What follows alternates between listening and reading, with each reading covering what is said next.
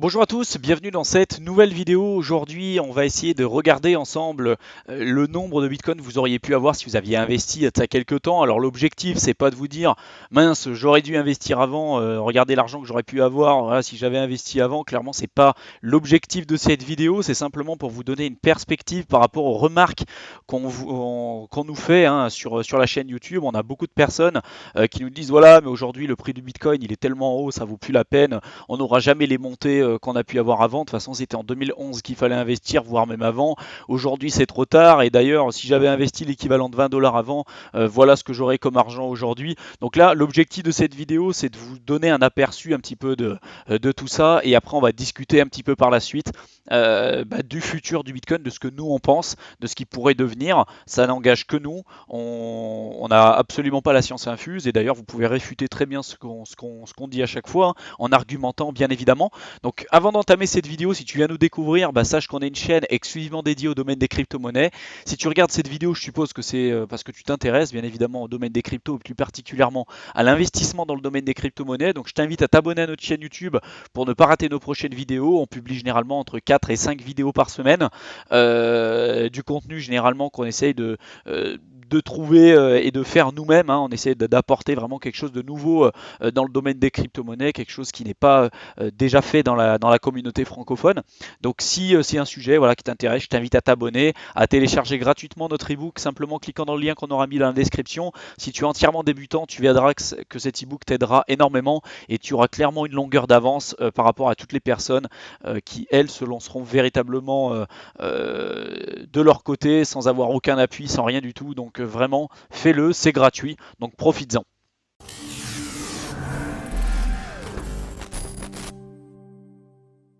Donc comme je l'ai dit juste avant, hein, l'objectif de cette vidéo, c'est de vraiment répondre à vos questions et à vos remarques que vous nous faites.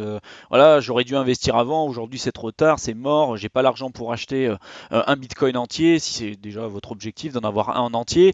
Déjà on a fait une vidéo complète que vous avez sans doute vue à l'heure où vous allez peut-être voir cette vidéo. On a déjà publié une vidéo complète qui vous montre également le nombre de bitcoins éventuellement à avoir pour vos propres investissements. On s'appuie sur des chiffres, on donne également notre avis personnel à la fin, donc on vous mettra le lien en description si jamais vous voulez le voir. Donc n'hésitez pas à regarder cette vidéo, vraiment je pense que ça sera très instructif pour beaucoup d'entre vous. Deuxièmement, donc voilà, l'objectif de cette vidéo, c'est de vous présenter déjà un petit peu cet outil qui est vraiment intéressant, et après c'est de discuter par la suite de ce que pourrait devenir le Bitcoin, et éventuellement si véritablement on pense que c'est trop tard pour investir, ou si en effet il y a encore éventuellement peut-être un petit potentiel par la suite. Donc imaginons que là vous aviez investi l'équivalent de 100 $. Je vous mettrai le lien en description de cet outil, hein. Imaginons que vous avez, alors je ne vais pas mettre 10 000 $ par exemple par mois que vous avez investi depuis le début. On va rester sur des choses plausibles. Nous clairement à cette époque-là on n'avait pas beaucoup de moyens, donc mettre 100 $ par mois, par exemple, depuis février 2016, c'est quelque chose qui est, je dirais, abordable pour pas mal de personnes. Pour d'autres, c'est peut-être encore beaucoup, donc vous pourrez tout simplement modifier le nombre ici que vous avez. Le mois également, donc vous pouvez mettre tous les mois, toutes les semaines, tous les jours ou toutes les années. Et puis là, derrière, vous pouvez choisir à partir de quand vous avez découvert éventuellement le monde des cryptos. Là, clairement, imaginons que vous aviez découvert et entendu parler pour la première fois du Bitcoin. Et ben voilà, vous avez par exemple, moi imaginons que c'était en février, alors c'est pas le cas, hein, mais imaginons que ça avait été en février 2016 et que vous aviez investi l'équivalent de 100 $ tous les mois depuis février 2016, je calcule, et j'aurais eu du coup à l'instant T, là j'aurais 2,9855 Bitcoin, et qui au cours actuel du marché vaudrait l'équivalent de 16 000 $. Bon, ok. Imaginons que vous aviez investi à l'époque, par exemple, 150 $ et non pas 100 $. Donc là, vous auriez sans doute voilà, un petit peu plus quand même de Bitcoin. Vous en avez presque le double, et également le double presque d'argent directement sur votre portfolio. Maintenant, si vous aviez connu et entendu parler pour la première fois du Bitcoin, peut-être en 2014-2013, et vous êtes peut-être dit c'est un gros scam, ça marchera jamais, c'est mort, voilà, imaginons que vous l'aviez connu en 2014 par exemple et que vous aviez investi 150 $, vous auriez à l'heure actuelle 15 bitcoins. à chaque fois, je prends des montants qui sont particulièrement abordables. Parce que par exemple, si vous fumez, hein, je ne sais pas si vous fumez, clairement, par exemple, même 50 $ par mois, j'ai des amis qui fument quand même beaucoup, et c'est vrai que 100 $, même 100 € par mois, c'est de l'argent qui passe dans les cigarettes. Donc si cet argent-là, vous l'aviez investi dans les cryptos au moment où vous aviez entendu parler peut-être pour la première fois du Bitcoin, et que vous aviez holdé, hein, bien sûr, pendant tout ce temps-là, voici le montant que vous auriez eu en Bitcoin à l'instant T, et puis le montant que ça vous aurait fait sur votre portfolio. Maintenant, si on remonte encore d'un an, en 2013, vous voyez que là, bon, on n'est plus du tout sur les mêmes montants, on est presque à 25 bitcoins, on est sur 135 000 euros. Bon, c'est quand même énorme. Si on descend maintenant à 2011, donc 2011, le bitcoin valait rien du tout. Là, vous auriez eu l'équivalent de 743 bitcoins pour un montant de presque plus de 4 millions de dollars à l'heure actuelle, à l'heure où je tourne cette vidéo. Donc, vous jetterez un petit coup d'œil de votre côté pour faire un petit peu, je dirais, les pronostics de, entre guillemets, l'argent que vous avez pu perdre, hein, en attendant, et puis peut-être l'idée que vous faisiez à l'époque du Bitcoin, vous aviez peut-être pas pris le recul, vous aviez peur peut-être d'investir, c'est peut-être encore le cas aujourd'hui, et l'objectif de cette chaîne, c'est peut-être d'essayer de vous débloquer là-dessus. Je dis pas qu'il faut investir dans le Bitcoin, je sais que c'est entièrement, c'est très très très volatile, c'est très risqué. Donc à chaque fois, c'est de l'argent que vous pouvez vous permettre entre guillemets de perdre. Donc c'est pas de l'argent qui doit vous limiter à la fin du mois pour pouvoir manger et nourrir votre famille si jamais vous avez peut-être des enfants également. Donc ça, c'est vraiment un point fondamental, mais c'est pas uniquement lié au Bitcoin ou aux crypto-monnaies, hein, c'est dans tout type d'investissement. Dans tous les cas, c'est pas de l'argent que vous avez besoin pour vivre. Donc ça, c'est clair, je le redis systématiquement. Euh, Là, l'objectif de cette vidéo, c'est de vous dire, si finalement vous attendez tout le temps, peut-être que vous êtes en train de laisser passer le train. En tout cas, c'est peut-être l'idée que vous avez à l'heure actuelle. En tout cas, il y a différentes vidéos qu'on a faites au préalable et qui ont pu vous montrer avec des outils à la clé, des articles à la clé, des chiffres. On ne donne pas uniquement notre point de vue. Que vous avez aujourd'hui 0,28 Bitcoin sur votre portfolio. Il faut savoir que dans les années à venir, à cause du halving et des réductions des récompenses de transactions tous les 4 ans, hein, sur l'algorithme Bitcoin, fera qu'il y aura des personnes dans les années à venir qui ne pourront jamais espérer, même rêver, avoir autant de Bitcoin que vous. Avec 0,28 Bitcoin uniquement sur votre portfolio, vous faites partie des 1% de la population qui seront sans doute les plus riches dans les années à venir si jamais le Bitcoin a un développement tel qu'on pourrait le penser, en tout cas à l'instant T. Voilà, donc ça déjà, ça permet de relativiser là-dessus. Ensuite, j'ai vu un commentaire sur Twitter qui est particulièrement intéressant. Ça disait qu'en 2011, il y avait des personnes qui disaient mince, j'aurais dû acheter le Bitcoin avant quand il valait 31 $.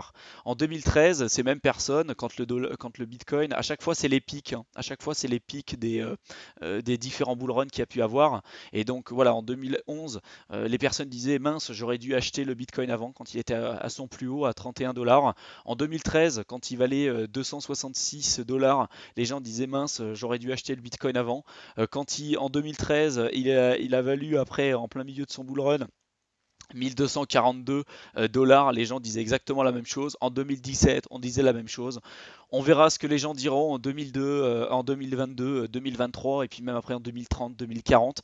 On verra que finalement, ça sera toujours un schéma qui se répète, tout comme le cycle du Bitcoin, tout comme le cycle des actifs financiers en général. Vous en rendrez compte. Clairement, aujourd'hui, à l'heure où je tourne cette vidéo, je sais qu'on est dans un creux. On est à la fin sans doute du bear market. On va sans doute recommencer sur un nouveau cycle. Donc je ne dis pas qu'on va commencer tout de suite sur un autre bull run. Sans doute qu'il arrivera bientôt. Et je suis persuadé que les personnes aujourd'hui qui ne se seront pas placées en 2019, mais qui attendent encore et encore et encore que le train passe, finalement, on pourra rajouter une ligne tout simplement ici et on remettra exactement la même chose. Mince, j'aurais dû acheter avant. Donc l'objectif de cette vidéo, c'est pas de vous dire de vous jeter directement sur le Bitcoin et de mettre tout votre argent dessus. Clairement, c'est vraiment pas le but, mais c'est vraiment de relativiser. Il faut savoir qu'aujourd'hui, vous faites vraiment partie des early adopters et il y a très très peu de personnes. Si aujourd'hui vous vous placez, vous avez peut-être la possibilité aujourd'hui d'obtenir ne serait-ce qu'un Bitcoin. On n'a jamais eu une rareté aussi importante dans l'histoire de l'humanité. Il y en aura 21 millions, il n'y en aura pas un de plus. Si aujourd'hui vous en avez un, il faut savoir qu'il n'y en aura jamais un de plus. enfin 21 millions, il n'y en aura jamais un de plus qui sera créé.